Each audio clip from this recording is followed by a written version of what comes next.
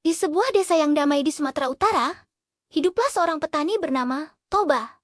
Setiap sore, setelah seharian bekerja di ladang, ia selalu pergi memancing ke sungai, berharap membawa pulang ikan untuk makan malamnya. Suasana pedesaan yang tenang menemaninya berjalan menyusuri jalan setapak. Suatu hari, Toba merasa sangat lelah dan sedikit putus asa. Sudah berjam-jam, ia duduk di tepi sungai, tapi tak ada satupun ikan yang menyambar umpannya. Angin sepoi-sepoi dan suara aliran air yang tenang seakan mengejek kesabarannya. Wajahnya yang letih menatap kosong ke arah air sungai yang mengalir pelan. Tiba-tiba, ia dikejutkan oleh tarikan yang sangat kuat pada kail pancingnya. Tali pancingnya menegang, dan air sungai pun beriak hebat. Toba yang kaget segera mengerahkan seluruh tenaganya untuk menarik pancingannya. Suasana yang tadinya sunyi mendadak menjadi tegang. Dengan susah payah, Toba berhasil menarik hasil tangkapannya ke darat. Betapa terkejutnya ia saat melihat seekor ikan mas raksasa dengan sisik emas yang berkilauan tergeletak di hadapannya. Rasa lelahnya seketika hilang,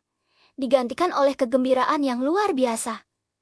Ikan itu tampak begitu ajaib. Sesampainya di rumah, saat Toba hendak membersihkan ikan itu, sebuah keajaiban terjadi. Ikan mas itu tiba-tiba berbicara dengan suara yang lembut. Cahaya mistis menyelimuti tubuhnya, membuat Toba terheran-heran dan hanya bisa terpaku mendengarkan. Ikan itu ternyata adalah seorang putri yang dikutuk. Ia berjanji akan menjadi istri Toba asalkan Toba tidak pernah mengungkap asal-usulnya. Toba pun setuju. Keajaiban tidak berhenti di situ. Di atas meja makan yang sederhana, hidangan lezat tiba-tiba muncul dengan sendirinya, seolah disiapkan oleh tangan tak terlihat. Mereka pun menikah dalam sebuah upacara sederhana yang dihadiri oleh warga desa. Kebahagiaan terpancar dari wajah Toba dan istrinya. Tahun-tahun berlalu, kebahagiaan mereka semakin lengkap dengan kehadiran seorang anak laki-laki yang mereka beri nama Samosir. Mereka hidup sebagai keluarga kecil yang selalu ceria. Namun,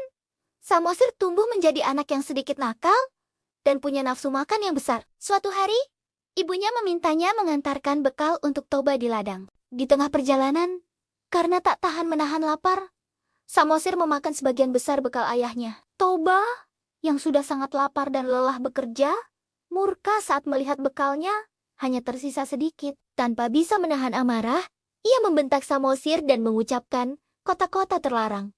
Dasar anak ikan! Seketika, langit menjadi gelap. Petir menyambar dengan dahsyat. Di rumah, sang ibu tahu bahwa janji sucinya telah dilanggar. Ia menangis sedih saat angin kencang mulai menerpa desa mereka. Samosir yang ketakutan berlari, menuruti perintah ibunya untuk naik ke bukit tertinggi. Hujan deras turun dengan lebatnya, seolah langit ikut menangis. Sementara itu, sang ibu berlari menuju sungai. Dengan hati yang hancur, ia melompat ke dalam air, dan seketika berubah kembali menjadi seekor ikan mas raksasa. Dari bekas pijakan sang ibu, air menyembur dengan sangat deras. Air sungai meluap dengan cepat, menenggelamkan seluruh desa. Toba hanya bisa berteriak penuh penyesalan. Tak berdaya menghadapi bencana yang disebabkan oleh amarahnya sendiri. Genangan air itu akhirnya membentuk sebuah danau yang sangat luas dan indah. Bukit tempat Samosir berlindung kini menjadi sebuah pulau di tengah danau itu. Hingga kini, danau itu dikenal sebagai Danau Toba. Dan pulau di tengahnya adalah Pulau Samosir, menjadi pengingat abadi akan sebuah janji yang dilanggar.